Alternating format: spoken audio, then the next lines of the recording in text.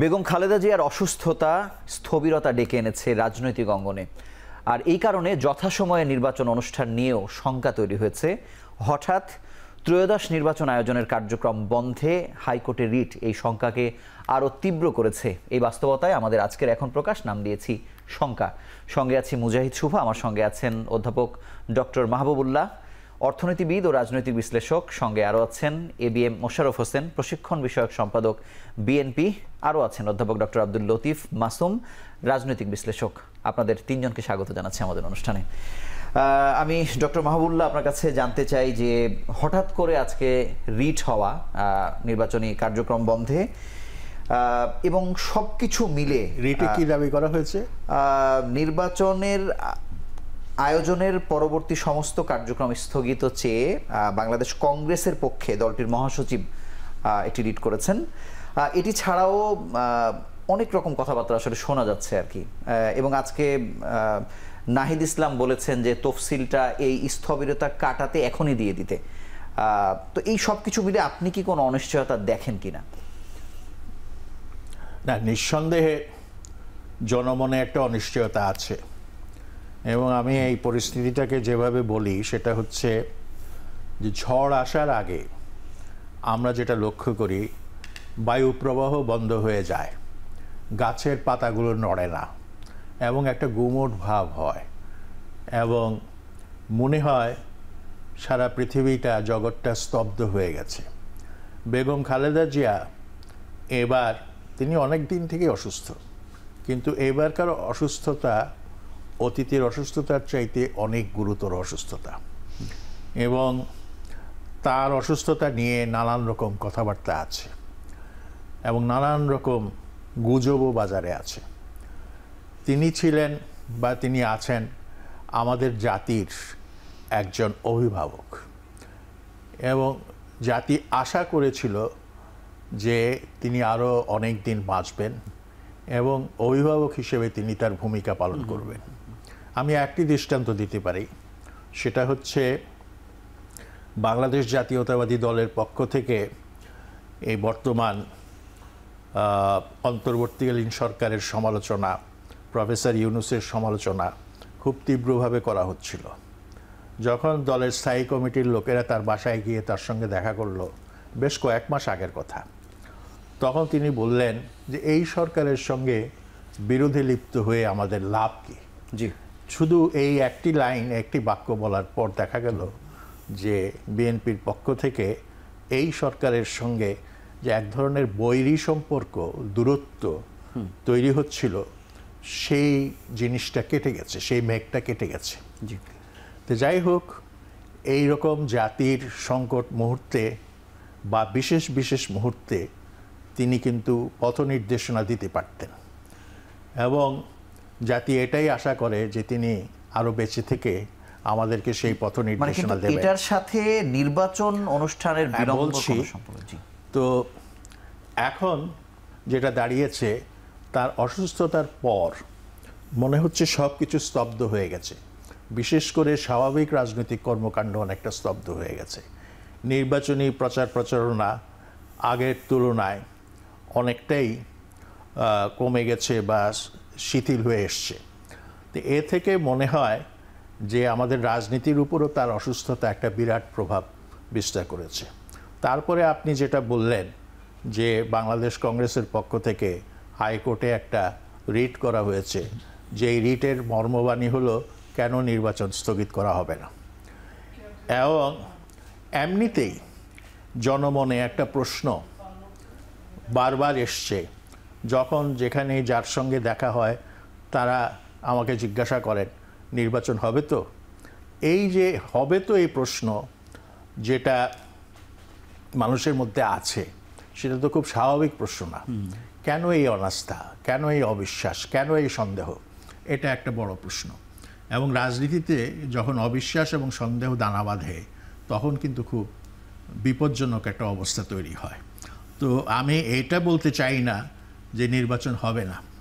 আবার এটাও সত্য কথা, নির্বাচনের পথে নানান রকম বাধা সৃষ্টি করা হচ্ছে। বিশেষ করে তারেক রহমান দেশে ফেরা নিয়ে যে এক ধরনের সন্দেহ দেখা দিয়েছে এবং তার যে বক্তব্য, তার যে পোস্ট, সেখানে তিনি বলছেন আমার দেশে ফেরাটা আমার নিয়ন্ত্রণের মধ্যে নাই। এটা দেওয়ার পরে আরও সন্দেহটা আরও বেড়েছে।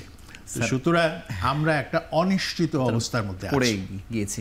ABM মোশাররফ, আপনার কাছে জানতে চাই যে এই যে তারেক রহমানের ফেরা নিয়ে যে ধোঁয়াশা এবং একই সঙ্গে স্পেশাল সিকিউরিটি ফোর্সের এভার কেয়ার সংলগ্ন মাঠে যে হেলিকপ্টার মহড়া, মানে এটি কোনো মাত্রা যোগ করে কিনা যে তার আশা?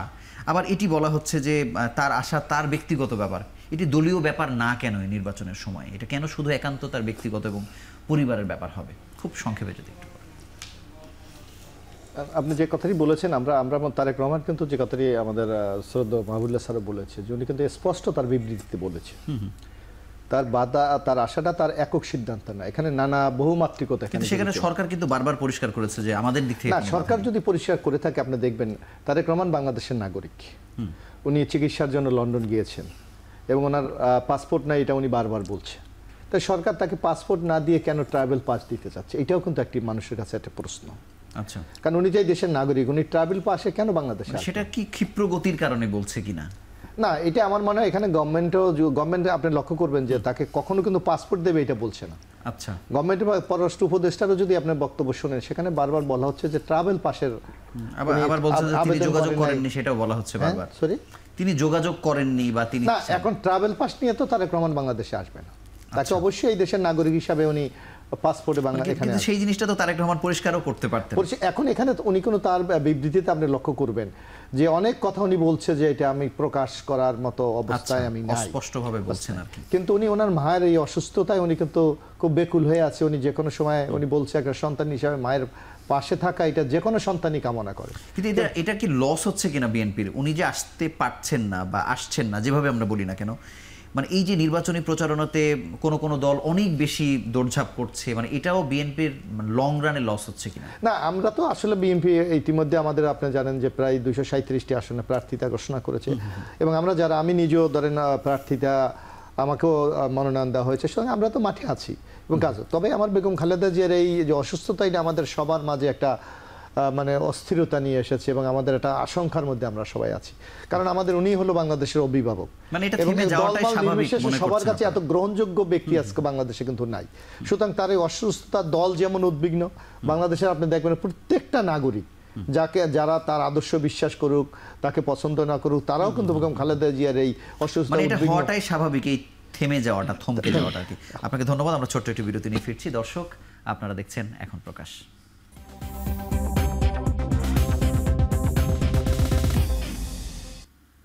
ফিরে এলাম বিরতির পর। আপনারা দেখছেন এখন প্রকাশ।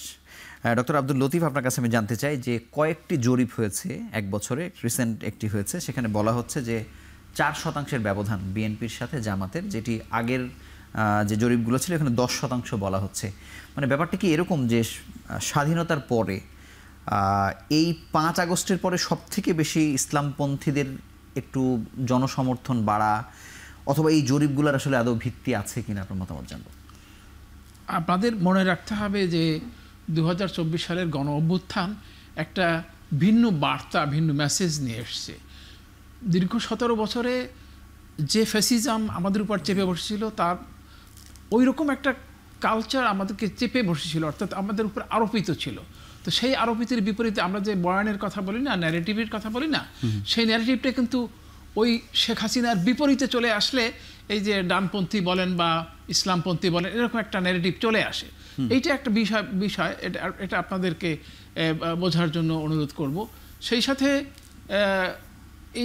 এই মানে এই যে পরিসংখ্যান তো বানানো হয় এক এক সময়, এক একটা দল বা এক একটা মানে গোষ্ঠী তাদের স্বার্থ সমীকরণের জন্য মানে তাহলে যে হাইপটা উঠেছে জামাতকে ঘিরে, এটা কি আসলে এই পরিসংখ্যানের কারণে হাইপটা উঠছে নাকি আসলে বাস্তবতাও আছে? না, বাস্তবতাও আছে, কিন্তু যতটা মানে গর্জে ততটা বর্ষে না আর কি। মানে পরিসংখ্যান যেভাবে আছে বাস্তবতা সেরকম না। হ্যাঁ, জামাতের একটা গ্রহণযোগ্যতা সৃষ্টি হয়েছে 17 বছরে, তাদের নিপীড়ন নির্যাতনের ফলে একটা মানুষের সহানুভূতি আছে তাদের প্রতি। তারপরে তারা যে কথা বললাম, আদর্শিকভাবে ইসলামকে তারা বলে, বাংলাদেশের মানুষ তো ধর্মবিরোধী, তারা ইসলামের প্রতি আগ্রহ পোষণ করে। এভাবে একটা পর্যায়ে জামাতের জনপ্রিয়তা বেড়েছে, এতে কোনো সন্দেহ নাই, কিন্তু যেভাবে উপস্থাপন করা সেটা নাও হতে পারে। কি আপনার কাছে আসবো ডক্টর মাহবুবুল্লাহ, আপনার কাছে একটু জানতে চাই যে বেগম জিয়ার সক্রিয় উপস্থিতিতে জোটবদ্ধ হওয়ার সময়ও যে সম্পর্কগুলো অনেক সুন্দর ছিল, এই এক বছরে যে মানে একটা বৈরিতা অন্য দলের সাথেও শুরু হয়েছে, মানে মানে এইটা পরবর্তী সময়ে এটি কি আসলে আরো প্রকট আকার ধারণ করতে পারে? তাইলে একটু ইতিহাস বলতে হবে প্লিজ। জি। 4 দলীয় জোট যখন গঠন হয় তখন শেখ হাসিনা ক্ষমতায় ছিলেন, এটা 98-99 সালের দিকের ব্যাপার। তো তখন আমরা কিছু লোক, কয়েকজন ম্যাডামের কাছে প্রস্তাব করলাম যে আগামী নির্বাচনে বিএনপিকে যদি জয়লাভ করতে হয় তাহলে একটা ফ্রন্ট করতে হবে, শুধু এককভাবে নির্বাচন করলে সেই সুফলটা পাওয়া যাবে না। তত্ত্বটা ছিল ত্রিভুজের 2টি বাহু তৃতীয় বাহু অপেক্ষা বৃহত্তর, এবং 4 দলীয় জোট গঠিত হলো। এবং তিনি যে আমাদেরকে বলেছিলেন যে আপনারা চেষ্টা করুন এই জোটটা করার জন্য, তা আমরা চেষ্টা করেছিলাম। এর মধ্যে সাংবাদিক আমানুল্লাহ ছিলেন, তারপরে আরেকজন সাংবাদিক ফজল কবির ছিলেন, এরা ছিলেন। তো আমরা এই সব টপমোস্ট লিডারদের সঙ্গে যোগাযোগ করেছি, কথা বলেছি, এবং তারা তাদের কিছু অভিযোগ বিএনপির বিরুদ্ধে করেছে, আমরা শুনেছি ধৈর্য ধরে, এবং তারপরে বলেছি জাতীয় স্বার্থে আজকে এটা প্রয়োজন আওয়ামী লীগকে ঠেকানোর জন্য। এবং শেষ পর্যন্ত জোটটা গঠিত হয়েছিল, কিন্তু একটা পর্যায়ে এসে এরশাদ কিন্তু এই জোট থেকে বেরিয়ে যান। হ্যাঁ, কিন্তু তার ভগ্নাংশ কিন্তু আবার থেকে যায়, এই নাজিবুর রহমান মঞ্জু এরা। তবে এই জোট গঠনের যে ফল, রেজাল্ট, সেটা কিন্তু বিএনপি সেই সময় পেয়েছে এবং বিপুল সংখ্যাগরিষ্ঠতা নিয়ে 2001 সালে নির্বাচিত হয়েছে। এখন এরপরে আবার একটা নতুন সমস্যা দেখা দিল, সেটা হচ্ছে তখনকার যে আন্তর্জাতিক আবহাওয়া এবং প্রেসিডেন্ট বুশের সেই কি বলে টেরোরিজমের বিরুদ্ধে, সন্ত্রাসের বিরুদ্ধে অনন্তকালের যুদ্ধ উনি ঘোষণা করলেন, এবং তার মধ্যে ইসলামী দলগুলো অন্তর্ভুক্ত হয়ে গেল, এবং তার ফলআউট যেটাকে বলে ছাইভস্য, সেটা বিএনপির উপরে পড়ল। এবং বিএনপিকে কোণঠাসা করার জন্য আওয়ামী লীগ সহ অন্যান্যরা নানান ধরনের অপপ্রচার শুরু করে। মানে এবার যে তাহলে নাই ইসলামী দলগুলো, সেটা কি বিএনপির জন্য আবার একদিক থেকে আবার ভালো হচ্ছে কিনা, মানে আপনার ওই রেফারেন্স? ভালো বা মন্দ, যেহেতু এখন দেশের পট পরিবর্তন হয়ে গেছে, আওয়ামী লীগ দৃশ্যপটে নেই, এই অবস্থাতে তো মেরুকরণ একটু ভিন্নভাবে হবে। জামাতে ইসলাম তার মতো করে নির্বাচন করবে এবং অন্যান্য ইসলামী দলগুলো নির্বাচন করবে। তারা চেষ্টা করছে একটা জোট গঠন করার জন্য এবং এই পথে তারা কিছুটা এগিয়েও গেছে। তো এই পরিস্থিতিতে বিএনপির সঙ্গে যারা আছে তাদের শক্তি সামর্থ্য তুলনামূলকভাবে কম, ফলে আমি মনে করি নির্বাচনী রাজনীতিতে বিএনপি এখন একটা চ্যালেঞ্জের মুখে আছে। কারণ আমাদের দেশের রাজনীতিতে বারবার দেখা গেছে যে ফ্রন্টের একটা গুরুত্ব, বেশ কিছু দল একসঙ্গে হয়ে নির্বাচন করছে, সেটা বেশ মানুষের কাছে গ্রহণযোগ্যতা পায়। যেমন 54 সালে যুক্তফ্রন্ট পেয়েছিল, বা পরবর্তীকালেও আমরা এই সাম্প্রতিককালেও আমরা সেটা দেখেছি। ফ্রন্ট করলে যেটা হয় সেটা হচ্ছে যে এইখানে তো অনেক দল আছে, অনেক নেতা আছে, তাদের তো একটা প্রভাব আছে জনমনে, বা জনপ্রত্যাশা সৃষ্টিতে একটা বিরাট ভূমিকা পালন করে। তো সুতরাং এই ক্ষেত্রে এইবারকার সামনে যদি নির্বাচন হয়, সেই নির্বাচনে নিঃসন্দেহে বিএনপিকে প্রচুর আত্মসমালোচনা করে তার বক্তব্য, কর্মসূচি এগুলো ঠিক করতে হবে। আমার মনে হয় এই জায়গায় তাদের কিছুটা ঘাটতি রয়েছে। স্যার, আপনাকে অসংখ্য ধন্যবাদ। আমরা আরও একটি ছোট্ট বিরতি নিয়ে ফিরছি। দর্শক, আপনারা দেখছেন এখন প্রকাশ।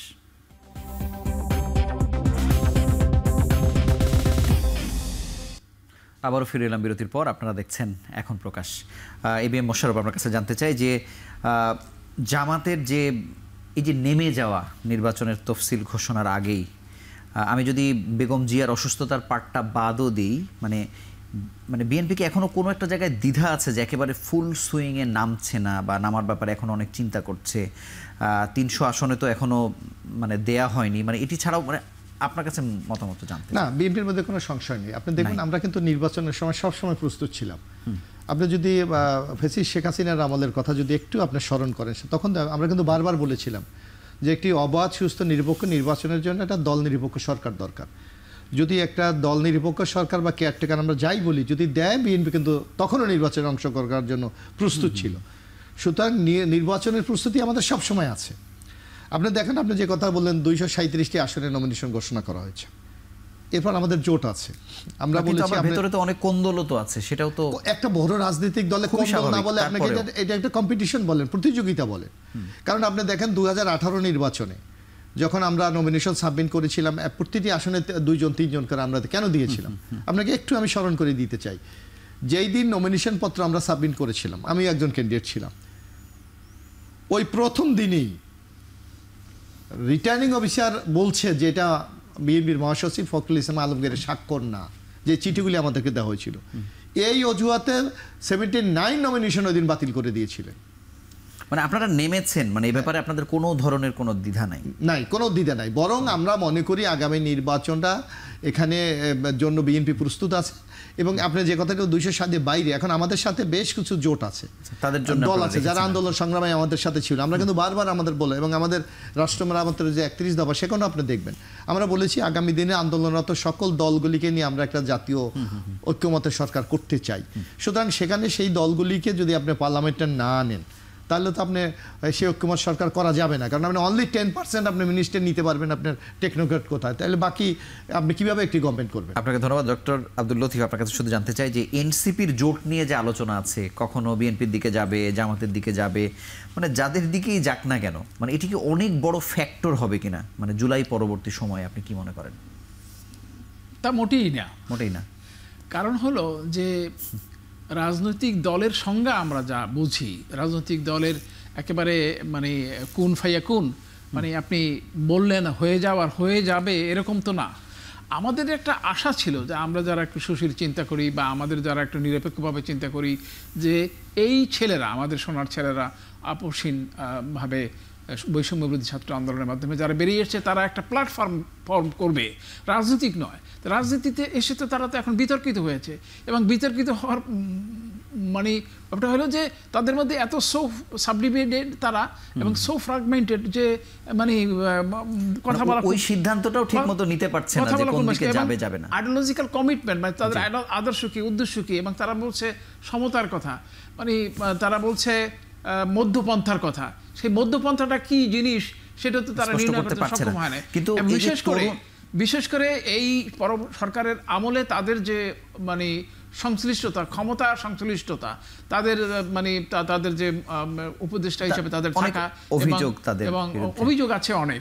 সুতরাং তাদের আমি কোনো রাজনৈতিক ভবিষ্যৎ দেখি না। ছোট করে জানতে চাই যে 30% যে ভোটের কথা বলা হয়, তরুণদের ভোট, তারা কোনো দিকে গেলে এই পুরো ভোটটা কি সেদিকে যেতে পারে? এই না, এরকম কিছুই না। মানে এখন তো ওই ছাত্র শিবিরের কথা বলেও অনেকেই বলে যে এই যে সমস্ত মানে বিশ্ববিদ্যালয়গুলো জিতেছে, সেখানেও যেতে পারে। সেখানেও কিন্তু আমাদের লোকালয়ের বা লোকজ পলিটিক্স এর ভিন্নতা আছে।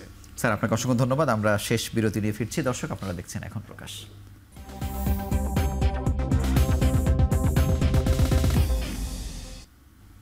আবারও ফিরে এলাম বিরতির পর। আপনারা দেখছেন এখন প্রকাশ। এবিএম মোশাররফ, আপনার কাছে মানে একেবারে শর্টকাটে জানতে চাই যে এই যে বিশেষ নিরাপত্তা বাহিনীর যে তোড়জোড়, মানে একটা অনাকাঙ্ক্ষিত পরিস্থিতি যদি ওখানে তৈরিও হয়, যে কারণে বেগম জিয়া আছেন, এটার সাথে তো আসলে এই মহড়ার কোনো সম্পর্ক নাই। মানে যেটি একেবারে জোরে সোরে আলোচনা হচ্ছে যে তারেক রহমান হয়তো আসছেন বা এসে পড়বেন, এরকম কি কোনো মেসেজ কি আপনাদের কাছে আছে কিনা? না, এটা ব্যাপারে আপনারা কিছুই জানেন না? এই ব্যাপারে এখনো আমাদের কাছে কিছুই জানেন না, স্পষ্ট নাই। তবে আমরা যেটা সরকারের পক্ষ থেকে শুনতে পাচ্ছি যে বেগম খালেদা জিয়াকে আপনারা জানেন রাষ্ট্রের গুরুত্বপূর্ণ ব্যক্তি ঘোষণা করা হয়েছে। তার নিরাপত্তা এবং সামগ্রিক ওই এলাকার পরিস্থিতিকে মোকাবেলা করার জন্য সরকার নানা ধরনের সিকিউরিটি মেজার গ্রহণ করছে, যার অংশ হিসাবে হয়তো হেলিকপ্টারের উপস্থিতি ওখানে লক্ষ্য করা যাবে। কিন্তু এটা নিয়ে আবার সমালোচনাও আছে যে এই সময়ে উনি যখন অসুস্থ তখন তাকে এই মর্যাদা দেয়া, এই নিরাপত্তা, এই কথাগুলো কি আপনারা শুনছেন? তো অবশ্যই। আসলে আমরা মনে করি বেগম খালেদা জিয়ার এটা প্রাপ্য ছিল, কারণ বিগত ফ্যাসিস্ট সরকার শেখ হাসিনা খালেদা জির উপর যে অত্যাচার, নির্যাতন, নিষ্ঠুরতা চালিয়েছে, আমরা মনে করি এটা একটা ন্যাচারাল রেওয়ার্ড উনি পেয়েছেন আর কি। ডক্টর আব্দুল লতিফ, শুধু জানতে চাই যে জোট হোক বা না হোক, এনসিপি যেদিকে যাক বা না যাক, মানে এবার কি আসলে প্রতিদ্বন্দ্বিতাপূর্ণ একটা নির্বাচন আশা করছেন কিনা, আপনি কি মনে করছেন? তো scenario is being changed very soon. আগে যে অবস্থাটা ছিল তাতে নিরঙ্কুশভাবে একটি প্রতিদ্বন্দ্বিতাহীন নির্বাচন হতে যাচ্ছে এরকম ধারণাটা আমাদের এবং রাজনৈতিক পরিমণ্ডলে এটা বলা কওয়া হচ্ছিল। কিন্তু এখন যতই দিন যাচ্ছে ততই জামাত ইজ বিকামিং এ চ্যালেঞ্জ, যেটা স্যারও বললেন। তো এবং অন্যান্য শক্তিগুলো তারা শক্তি সঞ্চয় করছে। দেখছি যে আমরা 8 দলীয় জোট, যেটা ইসলামী জোট, প্রতিদিন প্রোগ্রাম করতেছে, মানে প্রোগ্রাম করছে। হ্যাঁ, তো সুতরাং মানে এই নির্বাচনটি আগের মতো অবস্থানে নেই, একটা চ্যালেঞ্জের মুখোমুখি নির্বাচন হবে এবং অনেক শঙ্কা, অনেক আশঙ্কা বা অনেক অনিশ্চয়তার মধ্যে নির্বাচনটা হতে যাচ্ছে, সেটা আমরা বলতেই পারি। আপনাকে ধন্যবাদ ডক্টর মাহবুবুল্লাহ। আপনার কাছে শেষ প্রশ্ন, যে আসলে মানে অনিশ্চয়তার কথা তো আপনি বলেছেন, কিন্তু অনিশ্চয়তার মাত্রাটা কোন লেভেলের? এটা কি এমনও হতে পারে যে নির্বাচন নাও হতে পারে, পেছাতেও পারে, বা হলে আমাদের অতীতের অভিজ্ঞতা তো অনেক খারাপ, মানে সেরকম? দেখুন, আজকে ন্যাশনাল ডিফেন্স কলেজে একটা গ্র্যাজুয়েশন প্রোগ্রাম ছিল, জি, সেই অনুষ্ঠানে আমি ছিলাম। প্রফেসর ইউনুস বক্তৃতা করেছেন। সেই বক্তৃতাতেও, মূলত এটা সেনাবাহিনীর অনুষ্ঠান, তিনি বলেছেন যে একটা উৎসব মুখর পরিবেশে তিনি নির্বাচন কামনা করেন। বারবার তিনি এই কথাটা বলছেন। তো তিনি, আর যাই তাকে আমরা যেভাবেই দেখি, তিনিও তো একজন প্রজ্ঞাবান মানুষ। সুতরাং এখন পর্যন্ত নির্বাচনের জন্য তিনি অধীর আগ্রহের সঙ্গে কাজ করছেন এবং চেষ্টা চালাচ্ছে। আর যতটুকু গ্যাপ আমরা দেখি না কেন বিএনপি, জামাত, এনসিপি বা অন্যান্য দলের মধ্যে, নির্বাচন পরবর্তী বাংলাদেশটাকে আপনি কেমন প্রত্যাশা করেন? না, নির্বাচন পরবর্তী বাংলাদেশ, আমি মনে করি যে নির্বাচন যদি হয়ে যায়, তাইলে আমাদের জাতীয় জীবনে যে মেঘগুলো এখন আকাশে দেখা দিয়েছে সেটা অনেকটাই কেটে যাবে। এবং নির্বাচন বাংলাদেশের অস্তিত্বের জন্য, নিরাপত্তার জন্য, সার্বভৌমত্বের জন্য, গণতন্ত্রের জন্য একেবারে অবশ্যম্ভাবী প্রয়োজন।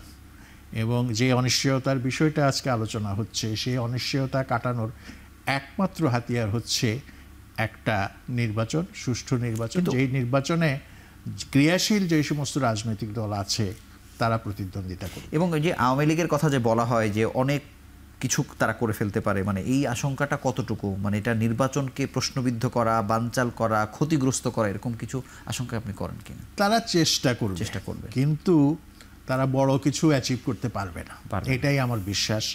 কারণ জনগণ তাদেরকে প্রত্যাখ্যান করেছে। এবং অনেকে তো বলেন যে আওয়ামী লীগের অবস্থা এক পর্যায়ে মুসলিম লীগের মতো হবে। এবং আওয়ামী লীগ নেতৃবৃন্দ, বিশেষ করে তারা যে সমস্ত অভিযোগের মুখোমুখি এবং তাদের যে সমস্ত বিচার আচারগুলো হচ্ছে, তারপরে তাদের কোমর সোজা করে দাঁড়ানোটা একটা কঠিন ব্যাপার হবে। সুতরাং এটা নিয়ে দুশ্চিন্তাগ্রস্ত হওয়ার কোনো কারণ নাই, তবে সাবধানতার মান নাই। আপনাকে হুঁশিয়ার থাকতে হবে, সাবধান থাকতে হবে, যাতে তারা দেশের মধ্যে কোনো বিশৃঙ্খলা, অরাজকতা সৃষ্টি করতে পারে। আপনাকে ধন্যবাদ এবং আপনাদের তিনজনকে আমাদের সঙ্গে যুক্ত হওয়ার জন্য আন্তরিকভাবে অভিনন্দন জানাচ্ছি। স্যারদের কথায় যেটি বোঝা যাচ্ছে যে আসলে নির্বাচন না হওয়ার ব্যাপারে বড় ধরনের কোনো দুশ্চিন্তা বা অনিশ্চয়তা আসলে নাই। এখন বিষয় হচ্ছে যে একটি সুষ্ঠু, সুন্দর নির্বাচন, যেটির অপেক্ষা সারা বাংলাদেশের মানুষের, সেটি হওয়ার অপেক্ষায় আমরা আছি। আমরা প্রত্যাশা করি যে 24 পরবর্তী বাংলাদেশের যে স্বপ্ন, সেই স্বপ্নে বাংলাদেশ পৌঁছবে, সেই প্রত্যাশা আজকের মতো বিদায় নিচ্ছি। ভালো থাকুন, সুস্থ থাকুন।